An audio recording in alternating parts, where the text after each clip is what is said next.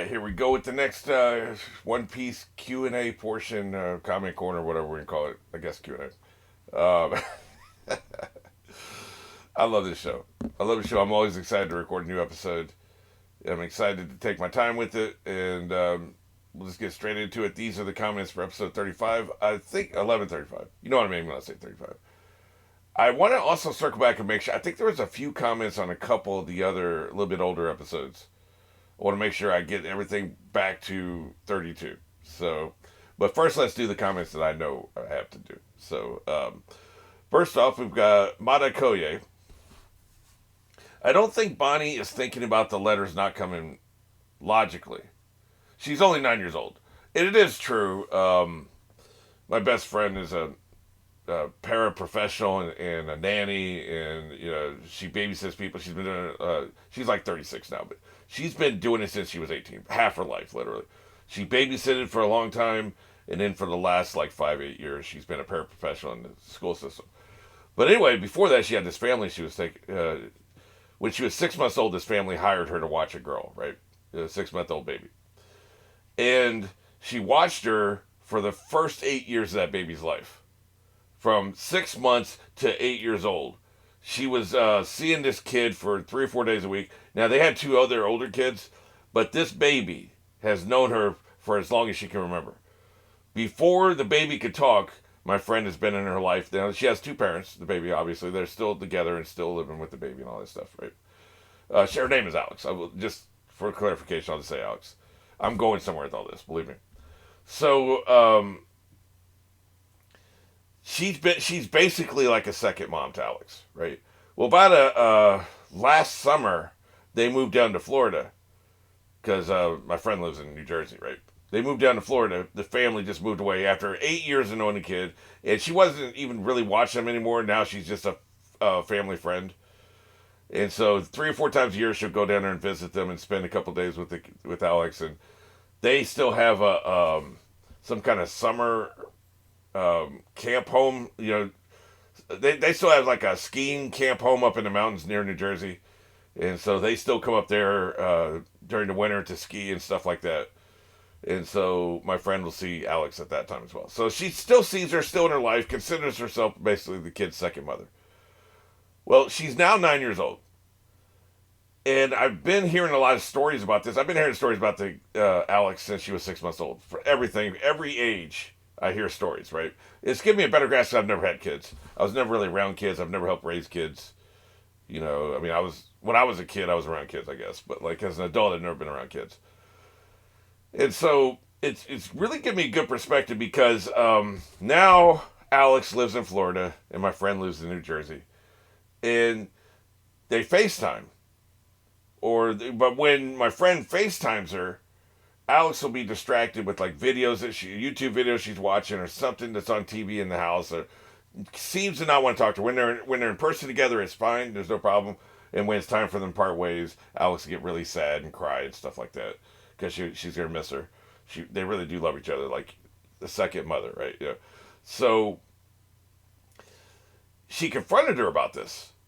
My friend confronted this 9-year-old. Why is it that when like we talk on FaceTime, like you're very distracted and you don't really engage, and it feels like I'm wasting my time carving out this time to talk to you? And she said it just makes her too sad. Like in her little 9-year-old way, she kind of described how she misses her all the time, and so the less they talk when they can't be physically together, the easier it is to cope with. Like she found like she articulated this pretty good for a 9-year-old, but like it's that conversation, a blow by blow of that conversation has kind of given me an idea of what a typical 9-year-old. Now, 9-year-olds in our world are probably more sophisticated than 9-year-olds in their world, because it's interesting because the 9-year-olds would be very self-sufficient like 200-300 years ago. Maybe they would have to help raise the kids at that point. They would be helping on the farm. They'd be cooking the meals while their parents are out there working on the farm or something like that, or working in the factory.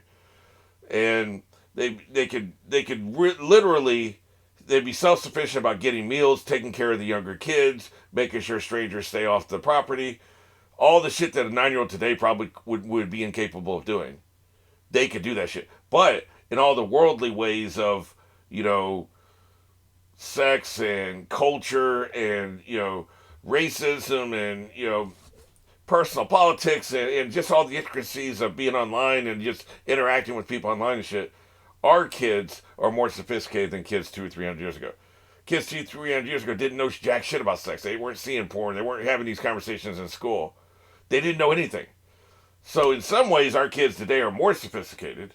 Like you'll see a 9-year-old talk about that's racist. You shouldn't say that. This is a bad word. You shouldn't use this.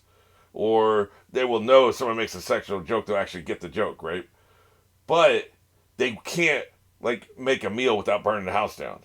But then 200 years ago, they wouldn't know jack shit about what's racist and politics and things of a sexual nature. But they could build a house from scratch, probably, right? You know what I'm saying? Like it's just interesting how like this level of sophistication rises and falls in various levels. It's like a D&D. You have the 6 places you can put points: agility, charisma, strength, and all this shit. But you only have so many points, so you have to prioritize certain areas. So now we've got our points in these things, and back then we had our points in those things. But anyway, so the fact that she's 9 years old, I have a pretty good idea of what a 9-year-old is capable of, thinking wise, logic wise. I hear what you're saying. She is only 9, but there's also just the learned behavior of he always wrote before. They're super close. He's never done anything, not the slightest thing that we've seen on camera, and I doubt anything that happened off camera. He may have never even lost his temper with her. Like we've seen no evidence he's ever even lost his temper. What parent has never lost their temper on a kid? I'm not talking about throwing him across the room, just shouting at him. You know, like I bet he's never done that. There would be no reason for her to ever doubt his feelings for her. But she is only 9, so it's a fair point. It's a fair point. I'm wondering. I'm trying to mentally think if Alex was in this situation where my friend just didn't contact her for 6 months. Would she assume the worst? Oh, she forgot about me. She don't care about me anymore. Or would she assume maybe, which is probably what I would do, is there's something bad happened to her. Like she's in a hospital, she's in a coma, maybe she even died and they're just not telling me. My mind would go there. Other people's mind, maybe if they have lower self-esteem, would go to, I guess they don't love me anymore. I don't know. It's just like people are variable. Her reaction, just because her reaction is different than what I've witnessed or would think a 9-year-old would do, or would think a person in her situation would do, doesn't mean it's bad writing. The writing's fine. I was just raising it as a point. I was wondering. There's another point being made about these letters too, which I just completely missed. I guess it has helped recontextualize the whole thing. So, but anyway, let's finish your comment. So her starting to question if her dad cares after a full year, it is another thing. It's a full year. That's over 10% of her life at this point, from 8 to 9. It's only been 9 years.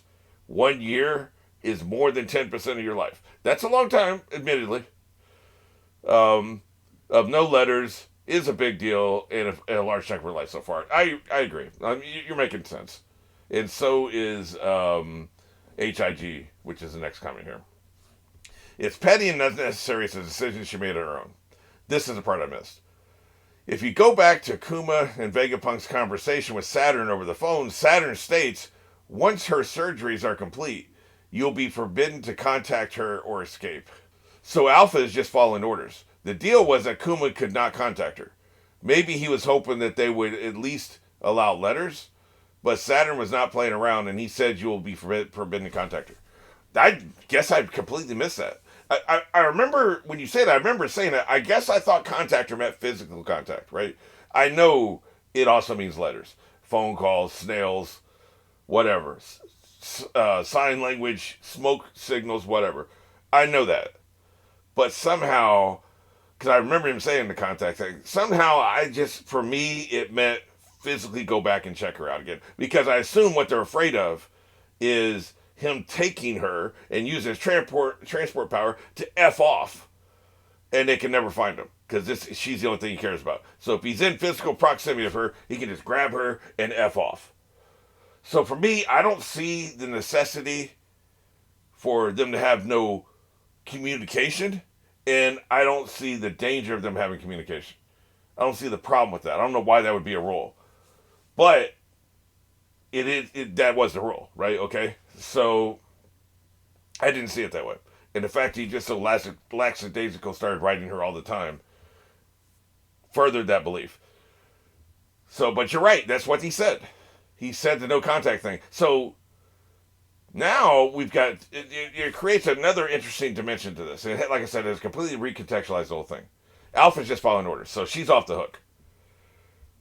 You know, she's still an asshole, but see, I thought she was taking too much upon herself. I thought she had made that decision on her own just for petty and vicious reasons. So this does. I think she's completely off the hook. Everything I said about her in that regard, we can disregard that now. You know, so I'm glad this was clarified. But Kuma is a fool for contacting his daughter. Like, he's putting her in danger. What if they punish her? Like, rather than just intercepting letters, what if they beat her every time he sends a letter? He doesn't know that. He doesn't know what he knows they're cruel people. They're capable of anything. Why the hell would he try to write the letters? And you even say here, you know, maybe he was hoping that they would at least allow letters. Would you want to clarify that? This man is putting his kid in danger. What the hell are you doing, man? I'm a big believer. You agree to a deal, then you stick to the deal, whatever it is you agree to. If you agree to no contact, then you don't have any effing contact. That's just what like. He's an idiot for doing this, and he's also an idiot for not clarifying if he was somehow, you know, it was said no contact. I'm sure it wasn't just said there in that one conversation. I'm sure it was reiterated several times. I don't know why they never confronted him about this. They're in contact with him, giving him orders all the time. She's intercepting letters. Surely she's reporting in. Well, to say, hey, asshole, you promised no contact with your daughter. You send another letter, we're going to start beating her every time she gets a letter. So that's weird, right? Like, that they don't confront him with this. It's weird that he didn't try to clarify this. It's weird that he would, like, jeopardize his daughter by sending these letters. And I'm sure there's no way he would ever jeopardize his daughter intentionally. He didn't think of it. He thought the same thing I did. No contact means physical proximity, because that's the only thing they're worried about. They're worried about him grabbing her and going away. Why the hell would they be worried about him talking to her?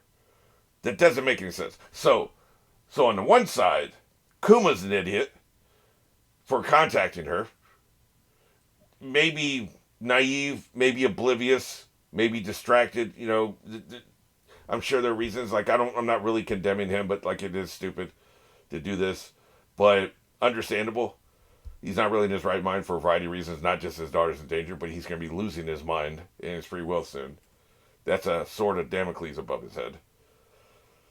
So there's that. But on the government side, why is this rule in place? That makes no sense. What danger is it having letter contact with her?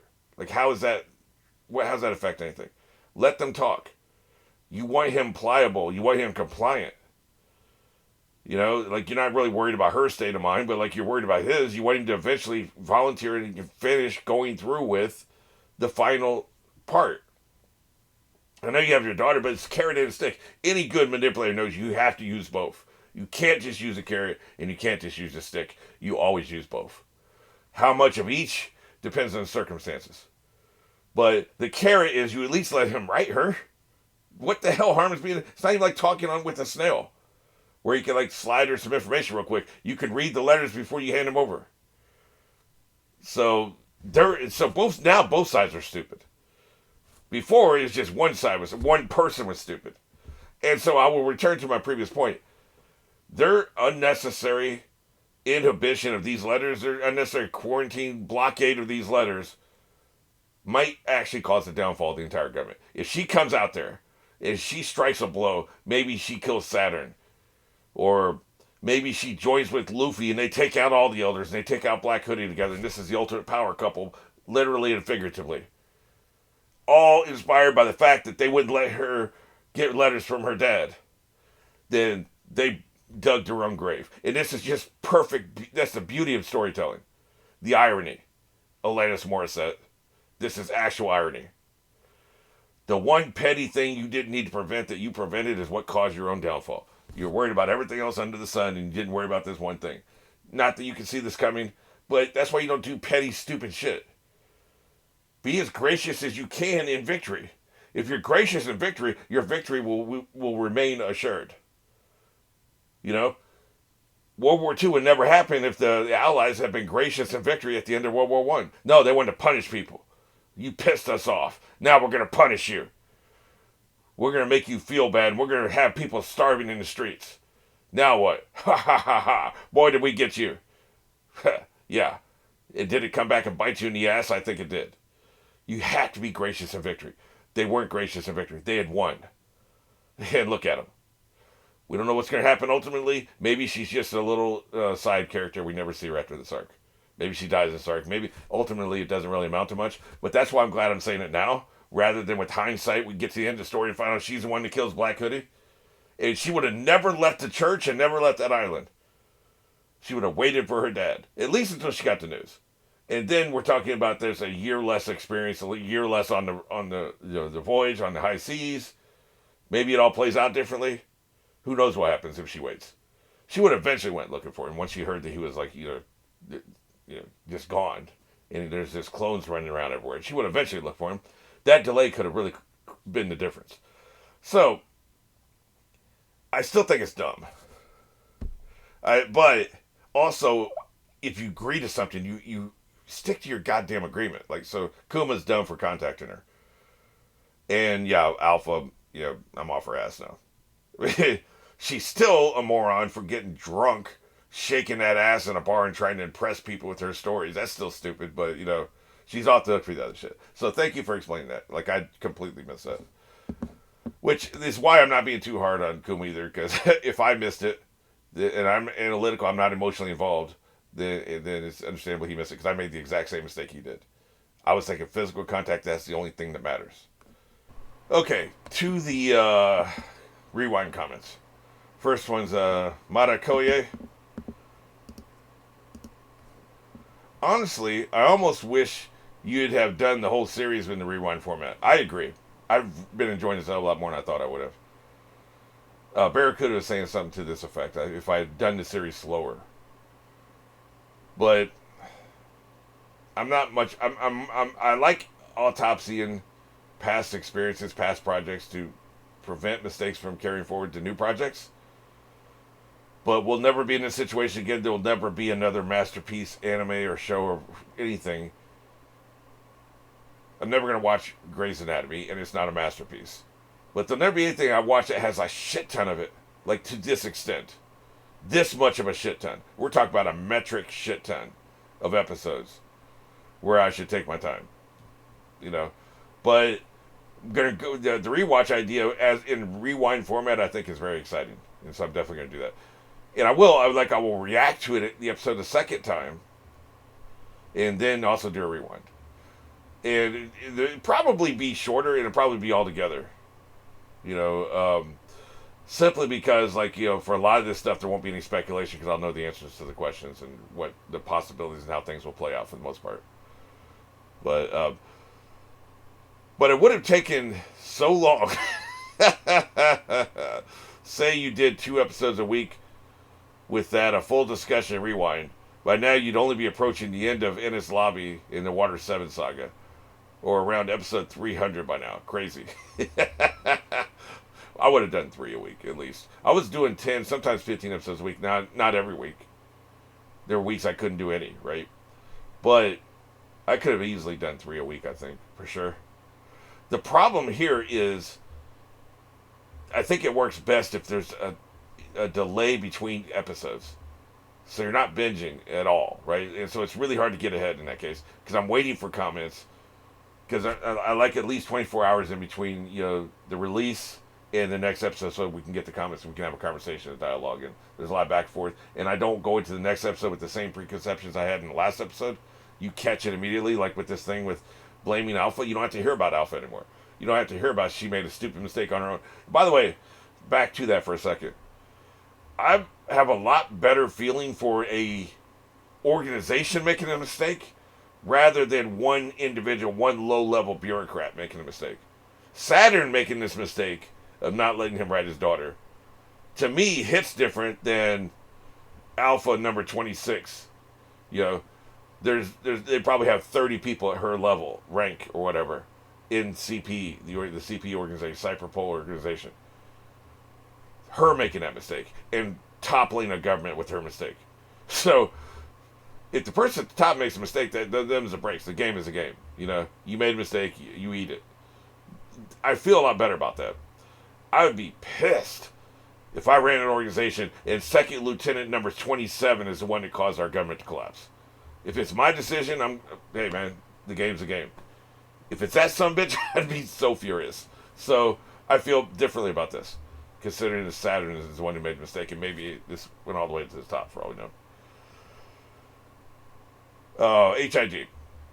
One option if you want to rewatch an arc that you feel is too long is to watch One Piece. I actually looked into One Piece after you said this.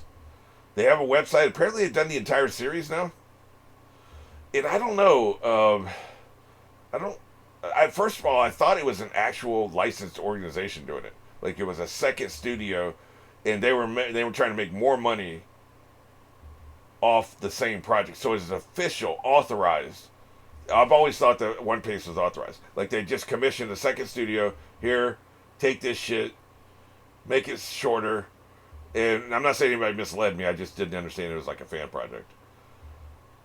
You know, and I'm not shitting on fan projects. Because, for instance, there's a couple versions of Chronological Lost I really want to try sometime when I have like a month free, which will never happen. Like, I won't have a month free until 3 months after I'm dead. 3 months after I'm dead, I will finally finish all my work, and that fourth month after I'm dead, I'll be able to start, doing shit like, Lost, Chronological Lost, right? I want to do that. Chronological Lost, there's some Star Trek fan films I've seen that are really good. I'm not shitting on fan projects. I am a fan. I've done fan projects before. But what I'm saying is you're having a select group of people, not the author. Not people who have been hand-picked by the author. Making arbitrary decisions on what goes and what stays. So, I don't know. I don't know about that. It made it much lower on my list after I saw that. It is interesting, like if you're removing the filler and the flashbacks, you can kind of do that on your own, right? Now they're talking about somehow like some of the stuff they've done. The test for me would be Bartle. There's a fight at the Sanji's restaurant that took forever, because they kept after every punch. They went back and they showed a solo shot of every single different person who's floating in the water. Every single goddamn one of them. Man, I talked about it at the time it happened. That was tedious. That was bad. So, to go back and watch that, they remove all that shit and they just have the fight, and maybe a couple reaction shots are fine. But, we don't need to see these people process. They're not even saying anything. It's just shots of them looking, floating in the water, right? Bobbing up and down in the water. Just interminable. That was so bad. That's the worst example they've ever had of bad pacing. That was terrible. So I would like to see what they do with that. Just remove that crap. I mean, I've rewatched shit in a more efficient format. When I rewatched Lost back before I started watching reactions, now I just watch reactions.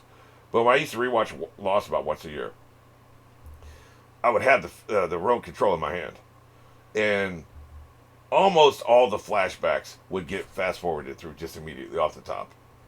And then there would be certain episodes where I just didn't like the characters. I didn't like the Sawyer episodes in season 1 and 2. Skip. I'd either completely skip the episode, or I would do the beginning and the end, the good shit, or some good scenes that were in there. And that's it. And just fast forward through. And that's my version of One Piece. Me individually choosing. So if it's just a fan thing, I think I'd rather just rewatch it and just do that, right? Just zip, go through the thing, get to the scenes I like, fast forward through shit like if they're just really just wasting our time. That doesn't really work for a rewatch format, for if people are going to watch along with me. But that's probably what I would do. But yeah, I don't, it's a good idea. And I am intrigued. I want to see what the vibe is. But so that's probably the arc I would watch as Bartle, just to see. It'd almost be worth it to watch the original and then watch what they do. I'm not opposed to it, but it's not really high on my list at this point. Also, Meta Corey responded to that comment. While I hate One Piece personally, see, this is the problem. You have people that are not the author, not authorized by the author, arbitrarily making decisions, and You're never going to make everybody happy when you do that. I wouldn't want to do it. It's like that Preston Jacobs fan fiction of George R. R. Martin's Song of Ice and Fire, the Winds of Winter book. He's writing a fan fiction. A lot of people are contributing. For each chapter, a bunch of different people send him sample chapters of what they would do. And he kind of gets it all together, pulls this out, and kind of puts it all together. Makes it cohesive. But you're still going to piss off 90% of the people. Like, George wouldn't do that, and he's like putting his own like crack theories in there and shit. So, it's all arbitrary. While I hate One Piece personally, it's not the worst thing out there. Well, yeah, While I hate being punched in the nuts with brass knuckles, it's not the worst thing that could happen to you. You could be eaten alive by a rabid bear. So being punched in the nuts with brass knuckles is literally not the worst thing that could possibly happen to you. So, uh, I would always recommend watching the original. I think that's what I'm going to do. But I am I maybe not even as a like a reaction thing. I want to see that particular. There was like it took 2 or 3 episodes for Luffy to beat that dude. Everybody else is just floating there, and there's one person he's fighting. I don't remember who it was. There's one dude he's fighting. Maybe it was like that dude with the jaw or whatever, some admiral or some whatever captain of a ship. I think he was a Navy guy. He was there to arrest him, and I think I can't remember. It's after Mihawk had left, right? Mihawk comes in, kicks Zoro's ass, cuts a ship in half, and leaves, right? And then there's like all this debris in the water, and everybody's floating in the water, and then we get Luffy. And it's just, my God, that fight took forever.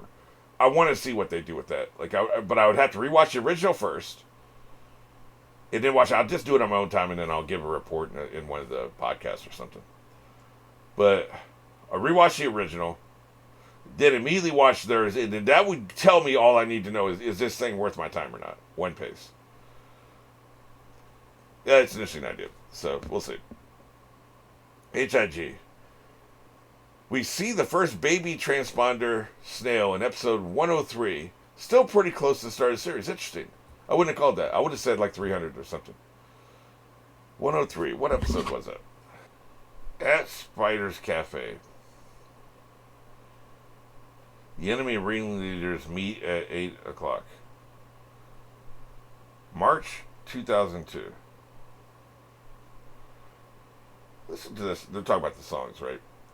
Opening, Believe. I think that was probably their first theme song, wasn't it? Ending, Fish. Gee, thanks. Fish.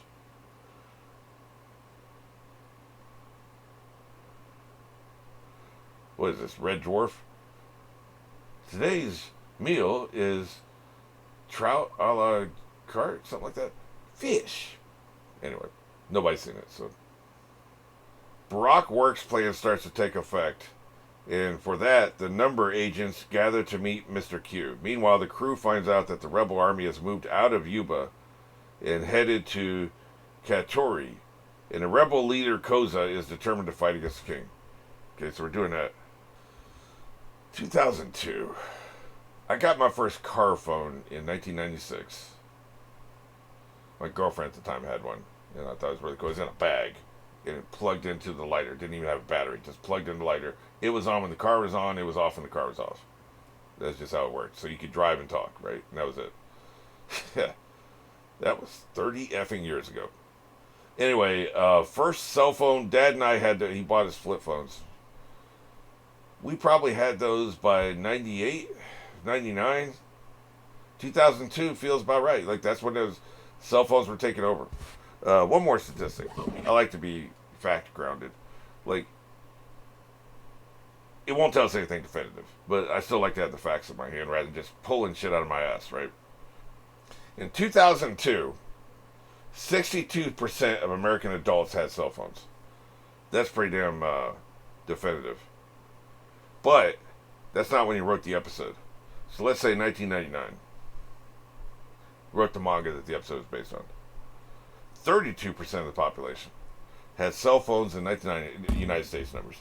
32% of the population had cell phones in 1999. Double that, 64 or whatever it was I just said, had cell phones in 2002. So any idiot can see the trend, and plus it was just in the cultural zeitgeist. he would look at it and say, hey, I should do this with snails rather than landlines, which is all they had when he started. So yeah, retcon, it's a really good retcon. Way earlier than I thought. I would have never called that. I would have never called it was episode 103. I would have, if you had put a gun to my head and told me the name of an episode, I would have said 250, 300. So that's very interesting. I pointed it out at some point early on in one of my reactions. I talked about how, like, what culture had overtaken the story. If he had told the story faster, this would probably never happen. But it's an interesting thing, and I like the fact that he put it in a flashback that predates the entire series, so that they were always around. It's a flawless retcon. It's a flawless retcon. There's nothing in the text. There was no situation in those first 102 episodes where somebody should have had a personal snail, didn't have one, and that served the plot and was to the detriment of the person. And the fact it was so early too, it's a flawless retcon. It's one of the most flawless retcons I've ever seen in my life. George Lucas wishes he could do a retcon like this. This one shocked me. Both these, HIG has 2 facts about Stussy, and both of them shocked me. No, Stussy wasn't part of CP9 group in Water 7. That shocked me. There was a woman with him. Who the hell was that? Wait, I guess maybe she had dark hair. I guess, did she die? I swear to God, there was a woman with them. And in my mind, they just, they became the same person. 2 different people, I guess. Also, door guy, his power, he can make doors. I thought he was part of his team because I thought we saw him, but then we haven't seen him lately. It may have been in his flashbacks we saw him, or he's with some other group. But I swear to God, that's another thing I thought I saw. I remember him from Water 7. He's not with the current group, but I feel like we have seen him recently. I just don't remember the circumstances. But anyway, she was not part of Water 7, so that's very interesting. And apparently she's a clone. I did not know that. So that's why she's so tight with Vegapunk. He made her. She's obedient to him, just like all of his other little minions that he's created. So yeah, that explains a lot actually. But I'm sure they told us. I just missed it somehow. This is what's the beauty of the rewind. There's gonna be a lot less of this shit moving forward where I miss things in dialogue, because I'm scrutinizing this dialogue on the rewind, and so I'm not missing shit. Now I may miss the context or the nuance or what something actually means, but I'm not gonna actually miss the dialogue, which happens in reactions. I'm gonna turn and look and get my drink and shit, right? So, sometimes, or just be talking and somehow just. Or another way I miss is they have the text on top and text on the bottom at the same time. Stussy asked the question: a human without free will or a clone with free will, who has it worse? That now that I know she's a clone, yes, this makes absolute total sense. I knew there was something going on there. I didn't know what it was, but I knew there was a reason for this. So I'm glad you explained. Because she herself is a clone with free will. Not sure if you remember. Yeah, look. Didn't we discover this yesterday? Or maybe it was the podcast Q&A. If you're not sure I remembered something, guess what? I didn't remember something. We can write that in ink, man. You can carve that shit into a stone tablet that will last for 4,000 years in the desert. Carve it into stone. I did not remember, if you think I didn't remember. Although, there's been 2 cases where I actually did remember something. Somebody assumed I didn't, but I actually did. I made a decision for some other reason. But very rare. Very, very rare. It was revealed earlier in the arc that she was cloned from Miss Buckingham Stussy, who was a member of the Rock Pirates. Yeah, that's the one and is now Edward Weeble's mother. That is the one that I was like, I thought she was Stussy's mother or grandmother. But she's just cloned from her. Okay. Man, this dude be taking samples from everybody. Bo Hancock. How did he get these samples? He somehow got a sample from Bo Hancock, from Jimby, and what, Mihawk, is that the other one? Yeah, somehow he got these samples. I don't know how he did it. These people be throwing Kleenexes away at one of their meetings, the Warlord meetings, and he's sneaking around grabbing the trash can and getting all the Kleenexes or something. Or maybe to be a Warlord they had to give samples. Probably, that's more likely. Alright. We're going to give you a warlord. You're going to have autonomy. You're going to follow our orders, but you also have free autonomy to do whatever the hell you want. You can commit crimes if you want to. But before you sign this paperwork, you need to fill this cup. We're going to draw some blood, get some hair follicles. That must be what happened. They had to give up samples to become warlords. I mean, the fact he has 3 different warlord samples, and these are all badasses that are not going to give shit up willy-nilly, Makes me think that was part of the deal. Okay. And it was revealed that she was the first successful human clone created by MADS, the organization that Vegapunk was a part of before he joined the government. Jesus, that goes way back. So I guess she aged normally, because she seems to be about 20 to 25 years old, and he didn't like. Usually, when you clone somebody, like the clones, the pacifists, they're clones. They didn't age normally. They were aged up within a year or two, right? They went from one cell to big ass giant human being in very little time. But she might have aged normally, considering how long ago he was before he went to the government, right?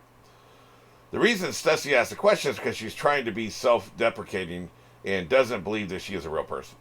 Yeah, that's all really fascinating. That's really interesting context. That makes that conversation make a whole lot more sense, don't it? No, Stussy wasn't part of Brotherhood. Alright, and this is Power Death. An arc you can rewatch is a remastered Fisherman Island. It's basically a sped up version of Fisherman Island, plus it's newly animated, so it will feel different. So I'm assuming this is a authorized production, not a fan production. That's later than I want to start, but that's interesting. That's something we want to keep in the memory bank. You can also rewatch specific episodes requested by your viewers. If too many episodes are requested, then it would choose the episodes that was requested by 2 or more people instead of 1. It's an interesting idea. Or you could you can clone yourself. Or you could choose for yourself. I like the cloning myself idea better. And whatever you think you feel like you would need a second rewatch, go ahead and rewatch because you know yourself the best. Yeah, I think I'm going to do Thriller Bark. I think that's what I'm going to do. Isn't that where Kuma is introduced? It's a great arc. It's one of my favorite arcs. I love the vibe. I love the Scooby-Doo-ness of it. And I think this is Kuma's first appearance towards the end of the arc. And it's got Periwinkle, who I love. It's got a lot going for it. So I think that's what I'm going to start with. And I think that leads us in, pretty much soon after that leads us into the time skip, which I want to re-explore. So that's what I think I'm going to do. It's still subject to change, but that's what I'm thinking right now. Meta Corey replied to this. I would not recommend watching the abridged Fishman Island saga, as it removes all the comedy scenes. Well, that sounds terrible. And those were the scenes that let the story breathe. It is extremely fast-paced and cuts way too much, in my opinion. It's more like reading a summary of the arc with key points rather than experiencing the thing as a whole. You'd be better off rereading the manga. It condenses 57 episodes into just 21. Jesus Christ, that does sound bad. But here's the thing, though. This is a rewatch. It's not. This sounds terrible for a first-time watch. For a rewatch or just to experience and see what they did. I had my issues with Fishman Island. The fact it's only 21 episodes is kind of interesting. It would be interesting, right? There's some lore in there we could get to. That's actually sounds like it is not something I'd want to watch the first time, and maybe not even want to watch it all. But like, it's interesting. I'm going to put that in the back burner. Power of Death. Kuma is a member of the Revolutionary. I think he sent Robin to a place where he knows revolutionaries would be, because that bridge Robin was sent to is eventually saved by the revolutionaries. That makes a hell of a lot of sense. Same with Sanji. He sent Sanji to an island of someone he deeply trusted, Ivankov. Yeah, that also makes a lot of sense. These are 2 rock solid reasons. Wait. The island of someone. Isn't Ivankov in prison at this point? Does Luffy have to get through the prison to get to Marineford? Because he's there by himself, right? He goes to prison by himself. I think. Man, it's all running together. I think he goes to prison by himself. Yeah, because Bo Hancock smuggles him in. He has to get somebody. He's there for a reason. I don't remember why. It's either he has to get somebody or he has to open the gates or something. I can't remember. There was some reason he had to go there. So at this point, when Kuma did it, Ivankov was in prison. So I'm not sure if that holds. But still, I guess the rest of the people, I'm confident will eventually go back there, and the rest of the people there are at least sympathetic to revolutionaries. But yeah, this is a rock solid reason. This reason really holds up. I like it a lot. It makes a hell of a lot of sense. So there we go. Right, that's probably what happened. And I'm sure Ivankov trusted Kuma to the point he would trust a stranger directly sent by Kuma, except he's not there right now.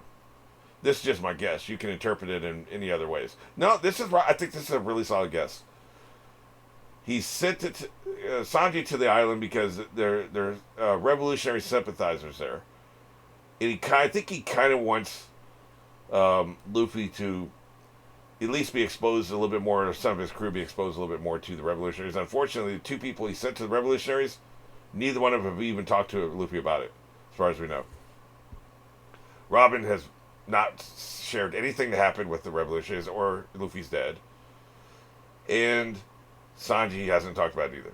Like, he hasn't been like a Viva la Revolution or whatever hell it is. So, you know, I don't know, but that works for me.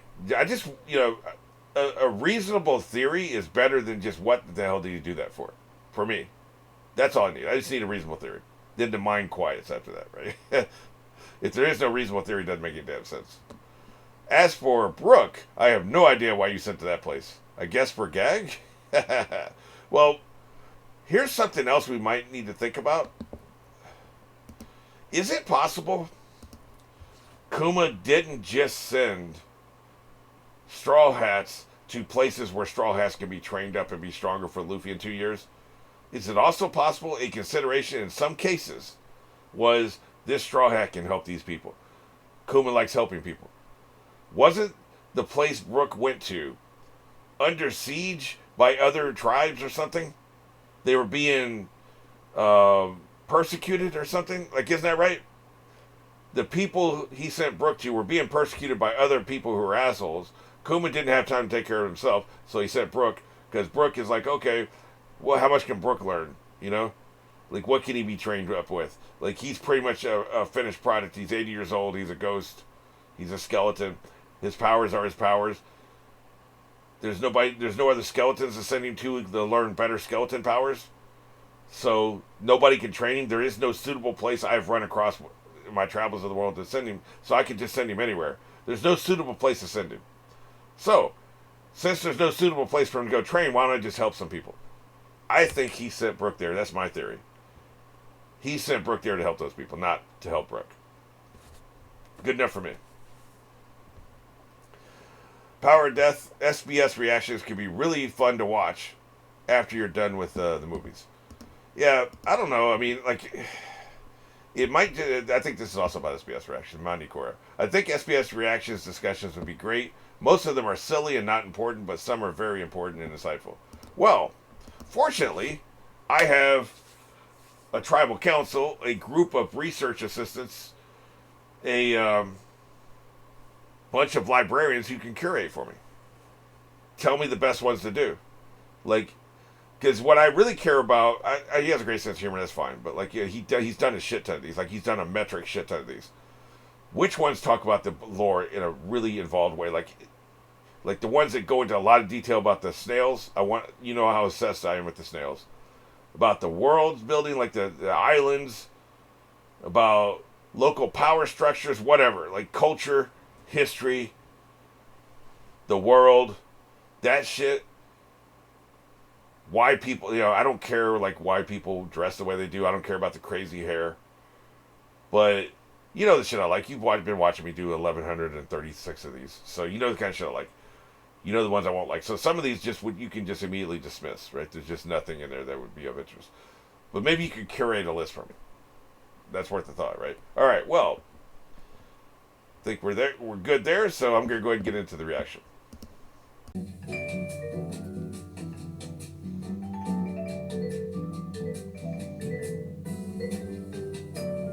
Alright, here we go with the rewind, episode 1136. This was a hell of an episode. This is interesting that this is where we start, considering how often the show comes back to this episode. We start with this, then we go into the title sequence. So let's find out what the title was. Uma's Life. Perfect. Even the titles are perfect. This is a perfect title. I don't like most of the titles they have in these episodes. This was perfect. This is great. His whole life flashed before his eyes. That last sequence is just absolutely incredible, man. It's just overwhelming. The tragedy, but also his flashback is tragedy, but it's also awe-inspiring. And he left the place, even despite what damage he does when he has no free will left. He did leave the world better than he had started, than he entered it, right? Like I said, that's all you can hope for in life. You do more good than harm. I think the net total so far has been, it's a net positive. That could change, consider what happens next. But like so far, it's been a net positive. That's all you can ask for, man. I love this detail that she don't know how to put on makeup. That's pretty good. I mean, why would she know, right? I was even like, putting it in front so you can see the full screen without realizing I need to have the full screen on, right? So I'm assuming this is not an island we're familiar with. The Straw Hats were never here, right? Originally, I was thinking it was Bubble Island. We never saw the bubbles.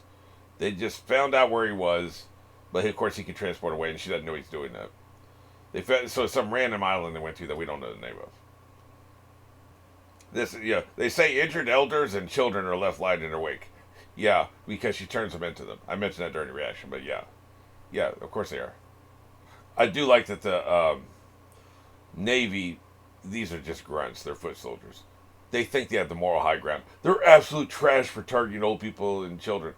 What do you think happened when they destroyed an entire goddamn island? There were old people and children on there too.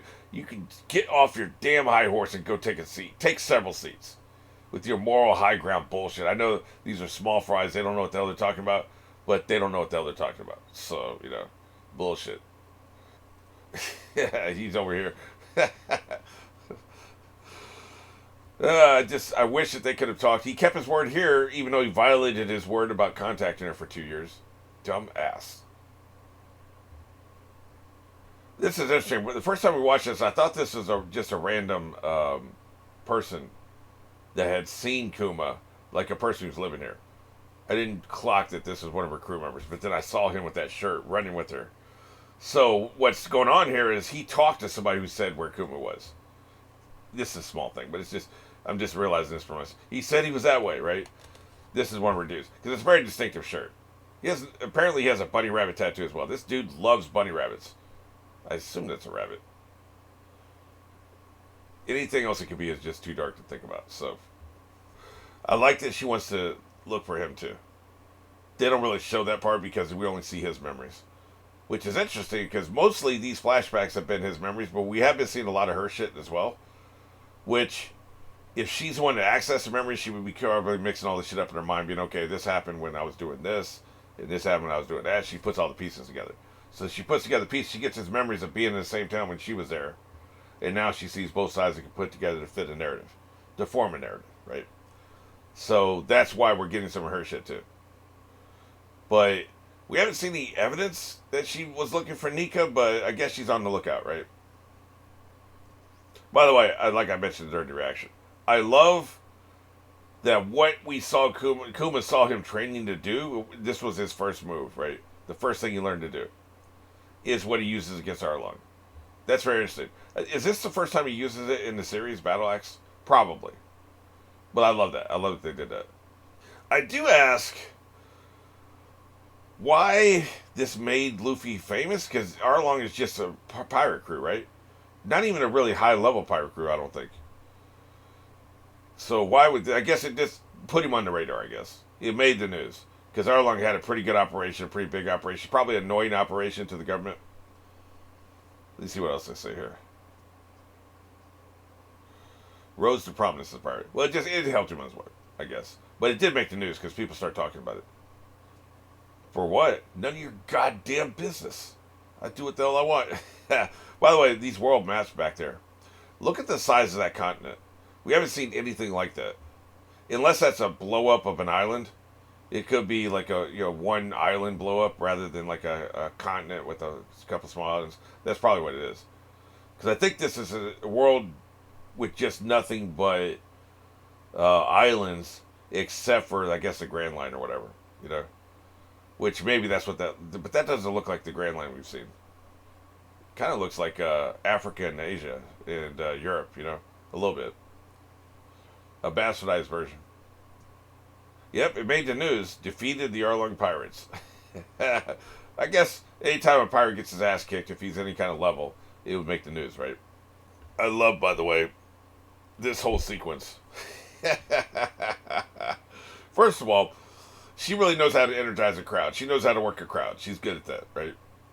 She's an attention whore, right? So she knows how to work a crowd. They're all eating out of her hand. But then the little version inside her head is like, but not only the bad guys. I love it. So how long has she been out in the ocean by now? A year? So she is 10 now, because he died on her 10th birthday, I guess. Yeah, so she's 10 mentally. You know, there's a thing where it's like, I don't know the biology of this, how this would all work, considering she can go back and forth.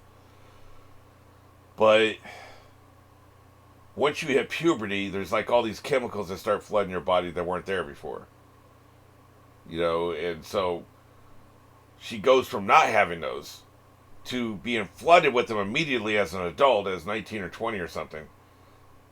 It must have been a struggle, and it's been a year, but it must have been a struggle to learn how to deal with that shit. Like, I don't know, like, I've never been a woman, right? So I don't know. I think it's different for women. It's got to be, right? Because they get more estrogen, we get more testosterone. Just speaking as a man, the difference for me at 18 versus 9 was my need for, like, physical contact and affection had been really ramped up. I got so I had a mother, so I got some affection. My dad would hug me, so I got some affection. Wasn't really hugging friends back then.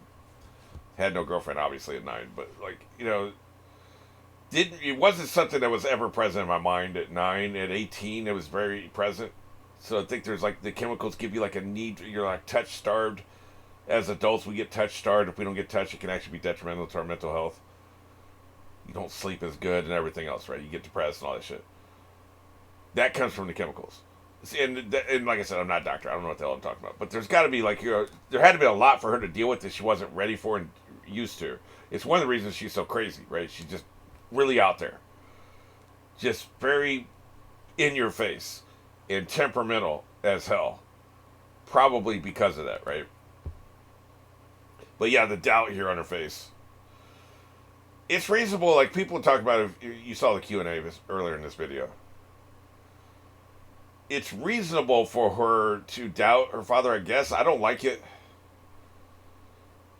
I really like, and this is just me. I'm trying to impose my own personal preferences on the author, which you can never do. You never should do it. You can't criticize a show for what you want to happen. But I really like stories where the bond is so strong that there's never a doubt. Like, somebody has been credibly framed for a murder, and someone who loves them just absolutely refuses to believe. Well, that would just never happen. They would never do that. And I don't give a shit what evidence you show me. I love that. Now, I know that's rare. That's not really a common experience. Almost nobody has that kind of confidence in another human being. Like, I know they love me, and I've seen nothing that can happen will ever change my mind. Like, I had that confidence in Dad, and nothing would have ever convinced me that he didn't love me. Complete and total confidence in him to the last day of his life. And there was a safety in that kind of confidence, right? Like, so maybe I'm projecting my shit on him. Like, if I hadn't heard from Dad for a year, I would assume something happened, not that he stopped loving me. But also, I'm a grown-ass man, so I don't know. But, like, so I think what I'm saying is my journey here, my character arc, is that it's very valid. It makes total sense that she now doubts her father. Especially when you start having things where, like, he was just on that island, now he's just not here anymore. And he has a transportation power. So clearly he left. Doesn't take a brain surgeon to figure that out, right? So, yeah. I mean, it's just, I think it's a reasonable doubt. Do we know how many clones there are? At least 9, right? Because we're seeing the number 9 there. I think we've seen as many as 6 or 7 in action at the same time. There's a shit ton. They even put them in the same clothes, right? You clone the clothes as well. I love that this is Of all the moments they could have picked, this is one of his most defiant moments. You know, there was a filler where they lost the flag and they had to recover the flag before Luffy found out they lost the flag. That's never been in canon. It's never been a situation, but we can assume he really cares about his flag. We haven't heard anything about this in 800 episodes. They never talk about the flag. But we assume he really cares about the flag. If somebody damaged the flag, if somebody shot through his flag, if somebody stole his flag, they'd be held to pay. We assume. So him doing this to somebody else shows the amount of disrespect he has towards them. Basically, he wiped his ass with their face, by doing this. I love this. You'll see my memories anyway, so there's no point in hiding it from you. So I guess it's just like a digital copy of the memories you can access, right? What will Vegapunk do with these memories? Why would he be looking through them? What would be of value there? I know he's taking the memories out. He's taking the memories out, so... Well, he's making... No. They talk about this in a minute. Him making a copy of memories is not what makes Kuma lose his memories. Why would he make... I guess Vegapunk maybe just to see if he could. Because there are cases where, like, say if you can get an elder, strap him to a chair and take his memories... There's a lot we could get out of that, right? So, that's possible. Maybe this is just... Well, since he's your research monkey anyway, you're also doing this for research purposes. That's probably what it is.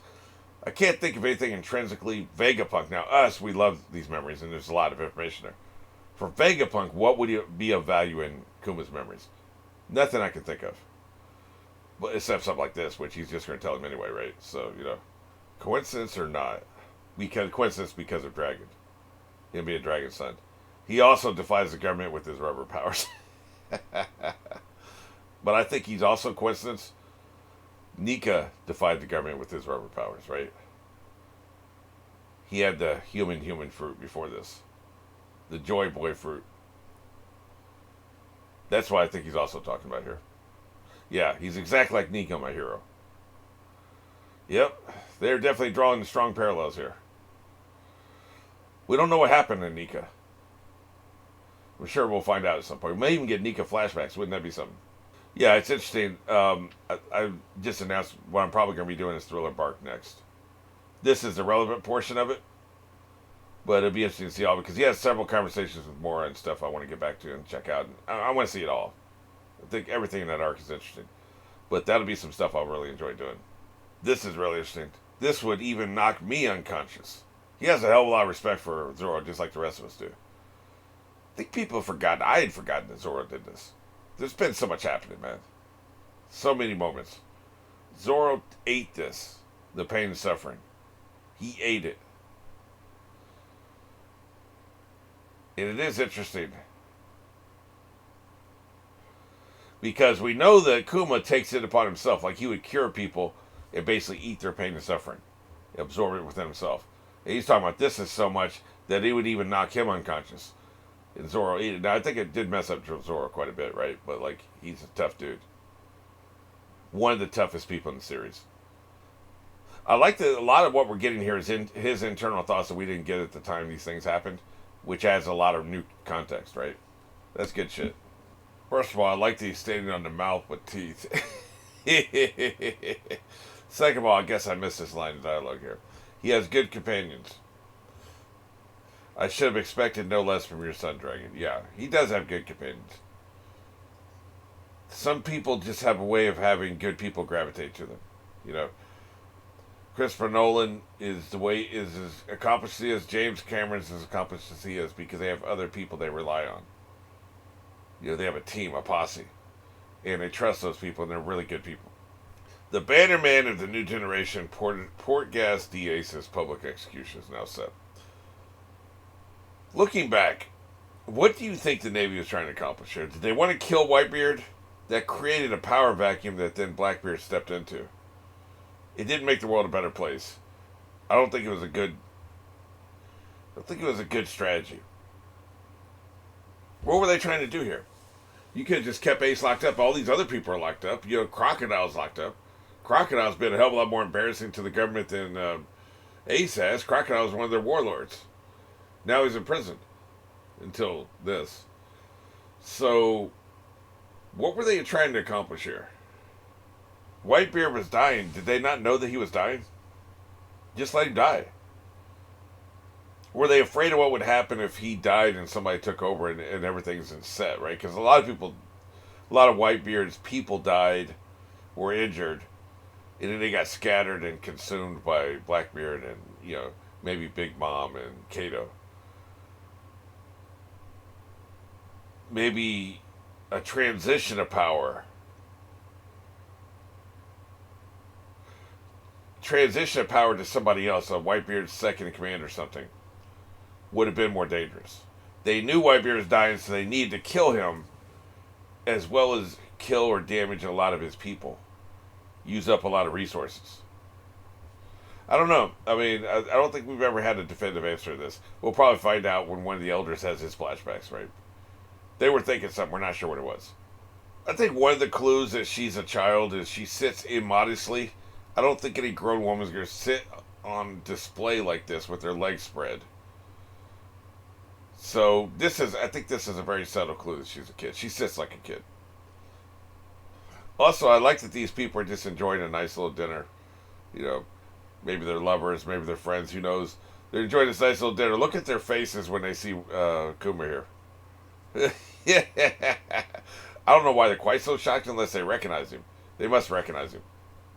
Otherwise, it's just a dude look at their window. Why don't you calm down? But I do like that he got to see her one last time. He knows his human shop. He doesn't like that. We know that he's not down with slavery, right? Who did what to a celestial dragon? He seems pretty outraged by this whole thing, man. Like, his reaction is pretty interesting. Because here's the thing, a lot of people can't even conceptualize or envision or fantasize about the level of disrespect Luffy dishes out on a regular basis. It's a global taboo to hit a celestial dragon. F them, man. He's done it twice. Or, no, that same celestial dragon has been hit twice, but not twice by Luffy. It's the Straw Hats again. There's a dog loose in the woods. I like this, such an uncommon thing to try to protect a fisherman and a mermaid. The racism is such a high level, right? That he is actually surprised that that's what they're getting into here. This is an interesting comment. This is probably an act of treason nobody's been able to get away with in many centuries, and he did. He's gotten away with it. He bitch slapped a celestial dragon and got away with it. So, kudos. I do like that he had authority over the clones. They talk about the authority hierarchy.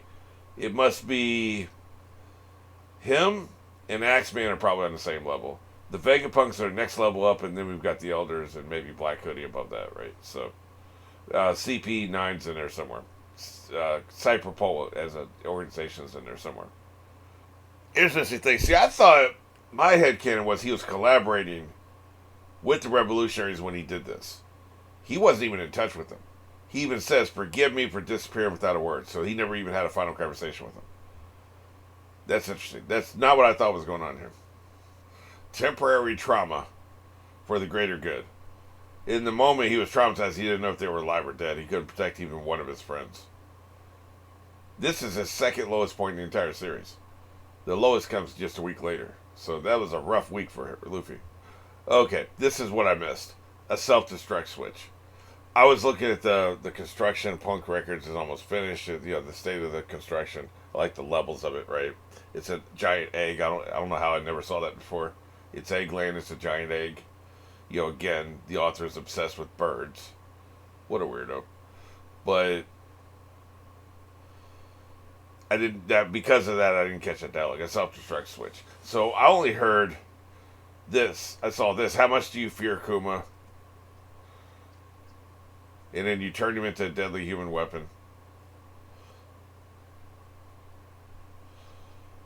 He's like, you people are at the top of the authority hierarchy, right? Which is what I was saying, right? Like the authority hierarchy we were just talking about. So he's like, since you're at the top, there's no reason to have a self-destruct switch. You're at the top. But they don't trust that, which is probably for good reason. But if he goes berserk when we were out of command range, oh, wait a minute, okay. They're not worried about the hierarchy. They're worried about if he's out of command range because it has to be in person. They need a way to like turn him off if absolutely necessary.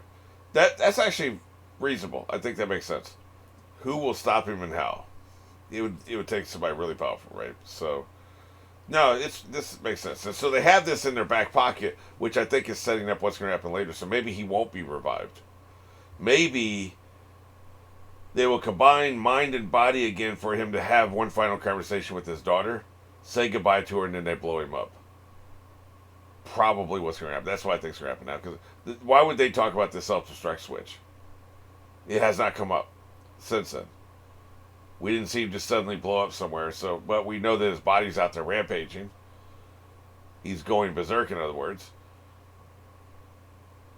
So I think somehow you will be able to recombine mind and body, but it won't last. So he'll still be a tragic hero. But it will give Bonnie closure. And also, Vegapunk's always trying to make a deal. Then, in exchange for installing that into him, let him keep a bit of his free will. Hell no. You have no leverage, man. They're not making a deal with you. I've invented a brain circuit that can toggle between personalities. That's going to come into play later. I don't know how or why. Because I don't think he's talking about what he's doing with his clones. Those are different. You know, the other Vegapunks. I think he's talking about somebody in the same body can change between personalities. That'll be interesting. That's going to come into play at some point. This is the most mysterious part of the entire episode. Why are they showing him here? I guess he's here to take command of the Pacific Citizens and take them to Marineford and deploy them there. But why show us this? I don't know. Maybe they just needed an extra 20 seconds in the episode because you have to be a certain length. That you have to be a certain length for commercials and shit, right? Maybe, I don't know. But this feels like there's enough. They make enough of a meal of it that they're doing something here. I just don't know what. It doesn't go anywhere in this episode. It's interesting he had him do this mission. That wraps up that loose end. Where did that come from? Why was he sitting there protecting the ship? Well, you know, he was Vegapunk's a man of his word. He put the mission in there. There's an old Jack L. Chalker novel about this person, a similar situation. The bad guy had caught him. It was a dude. He was a spy, right? The bad guy had caught him. And so the bad guy had the power with science and technology and shit to change his gender to a woman, make her voluptuous and very hot, remove all memories of who he used to be, and give her a compliant personality.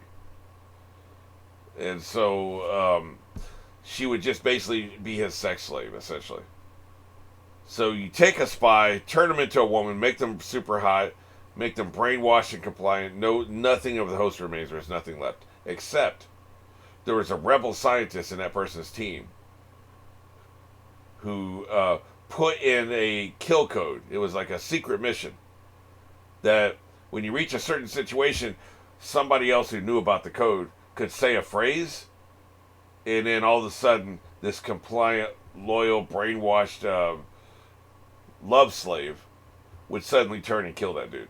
And that's exactly what happened. Snapped his neck like a stale breadstick.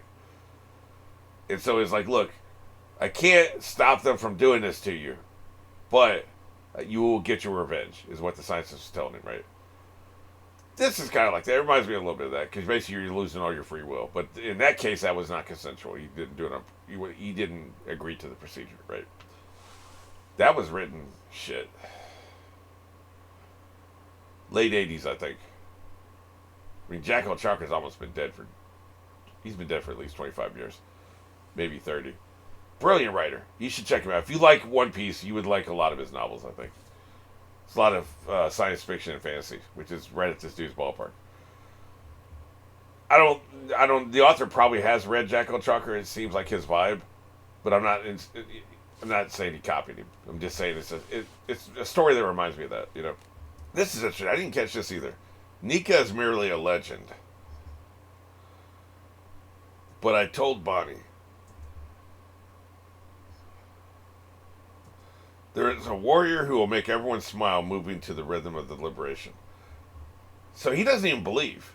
He thinks it's just a fantasy, a fairy tale. And now he's starting to see that maybe it's actually possible. That's interesting. Well, I think he backed the right horse. He backed the right dark horse. I don't even think he realizes, if I'm right about them being a power couple, he doesn't realize that his daughter also has a role to play. She will strengthen him where he's weak, and he strengthens her where she's weak. Maybe he can actually help her mature a little bit. He's not very mature himself, but he's more mature than she is. By the materials, I'm assuming he means memories, right? Yeah, he does. Yeah, it's clear. It was fairly clear the first time I watched it, but it's certain now. He meant memories. So he's using these memories for probably just to figure out. Although maybe Kuma's the only one who can do this, can push memories out, make copies of his memories or whatever. So again, I don't know how that helps you. I don't know. I don't know, but he must think it'll help him. I like that he says, "So this is my life," and then of course the name of the episode is Kuma's life. I like that a lot. This right here is the effect I was talking about in Fate Zero. The memories it's the exact same effect. I just watched it a couple hours ago. Literally the same effect for the same reason. Somebody losing their memories, right? Interesting. I guess it's just, a visual language that's not original to either person. They just, it's very eerie though. It's very creepy. It's weird that it happened twice today. But yeah, as far as like reliving his life, I don't think there's much to talk about there. It's all mostly shit we've seen. It's not information. It's emotion. It's very powerful emotion. But I don't know if there's anything to break down there. So we'll see as we go through it. But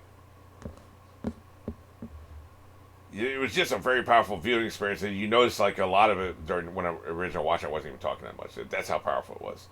Because I typically like to keep talking, but man, it just really blew me away. This is a very interesting shot. Basically, a way to speed run through all his abuse, right? In a film way. What was her name that had the fruit power where she can control memories? This is the exact same effect. The film. Vegapunk or Kuma, one or the other, are basically doing memories the exact same way, metaphorically. Like the memories are the metaphorical demonstration, exhibition of the memories is film. That the three-eyed chick that Sanji was going to marry. She could take these memories and edit them and cut them out and stuff and remove memories and stuff like that. It looks exactly like this. I'm also starting to wonder if there's a bunch of companion fruits out there. Yin and yang fruits. Like two kinds of invisibility that work in different ways but share common attributes. Two kinds of, I don't know, death fruits, maybe? Maybe your body stays alive, but you don't have a soul? I don't know. Like, I'm not saying that everything has to be opposite, because this isn't opposite. It just shares the same visual language as the other memory manipulation we've seen. It could just be the author, this is how I do memories. But I wonder, we're starting to get really deep into fruit lore here. We're starting to see more things and find out more things about the fruit powers. It really makes me wonder if all the fruits come in pairs. Not the fruit pair, you know what I mean? Twins. I don't know. Like, it's an interesting thing to think about. I hadn't really thought about that before. I already talked about him crying. I like that he cried. I think it makes him more interesting and a deeper and more nuanced character. But I said what I said at the end of the actual episode, and I still believe that. Yeah, he's going to get what's coming to him. He's coming to a sticky end, believe that. He will die a hero, probably have to sacrifice his life, maybe sacrifice his life to save Bonnie. That would be the ultimate. That would be the best way to go out for him. He dies, saving Bonnie's life. Maybe taking out Saturn. That would be an interesting way for him to go, because it would be kind of redeeming himself for what he did to her father. Especially when this isn't a case where it's like, okay, there's three of us standing here, and there's a bad guy with us, and then there's a victim, and the bad guy hands me a gun and says, shoot this victim in the face. If you say no, I'll kill you, and I'll hand the gun to one of these other three people and make them the same deal. Shoot this victim in the face. If the next one says no, I'll kill him, and then you can go to the next one, right? So at that point, you might as well just do it. What is the point of dying when they're just going to hand the gun to somebody else who will do it, right? There's no point. So you might as well just do it. So at that point, that's coercion, that's extortion at the ultimate level. You literally have no choice. You might as well just do it. When there's life, there's a chance. Maybe you have a chance to get revenge at some point, but like you might as well do it. Here, nobody else can do what this man does. Now he has split himself up by this point. He split his brain. The other Vegapunks are around there. We don't see them, but they're around. Maybe they haven't come out of their incubation chambers yet or something. I don't know. But there is nobody else that can do what he does. If he would refuse and just run away now, then nobody else can do this. Now they can kill Kuma, but they can't do this to Kuma. So him refusing would make a difference, and he didn't do that. So that's my point. That's what I'm saying. And again, another shot of Axe Boy. What are we doing with this? I don't know. I don't know what this means. It's here for a reason. I just can't figure out what that reason is. Now, this is actually one of the last lines. I think the last line in the episode. Thank you for saving Bonnie. That's all you ever cared about. I'm getting emotional again.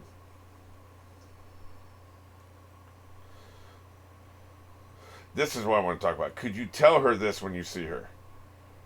Tell her thank you for saving her? Or maybe just his whole life. Let her, basically, I think what he's saying is let her see these memories. That's what he made her for, I think. So she could see them. This is great. That's a great shot right there. But this is just, what a powerful episode. What an emotional episode. The music is absolutely fantastic. Whoever does their music these days, man, they deserve a raise because it's really good. Oh, I see. Happy 10th birthday. I see. I get it. Happy 10th birthday. Can you tell her this when you see her? Happy 10th birthday. What's also getting me, I didn't pick up on this the first time I saw this. This is her having gotten the memories. That's why she's crying. She went in and accessed the memories. Had this experience, and then we've seen her since then. Which, like I said before, like you can't start the arc here with these flashbacks because she hadn't done this yet. She hadn't gone in there, and you're kind of spoiling this if you show it doesn't work within context. I get that, but she had already done this before the hiatus, right? So you could have done it with the hiatus when there was no rising action. We weren't in the middle of something. We needed to get that far in the story for this shot to make sense.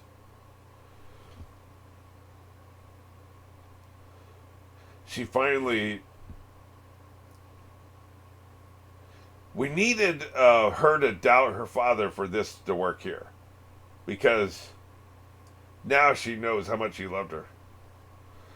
And she knows how much he loved her. Like, she knows he never stopped loving her. Everything he did was for her. She gets that now. And if she doesn't doubt him, this is not as powerful. I don't think she should have doubted him. But whatever she did, and now she gets closure here.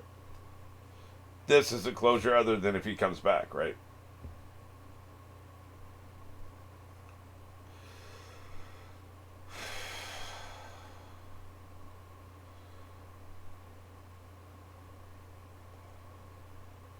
This is really good shit. I didn't pick up on this first time I saw it. I didn't pick up on the fact that at the end here, she's accessed all these memories. And she gets it now. The whole tragic story. And these last words. Happy 10th birthday.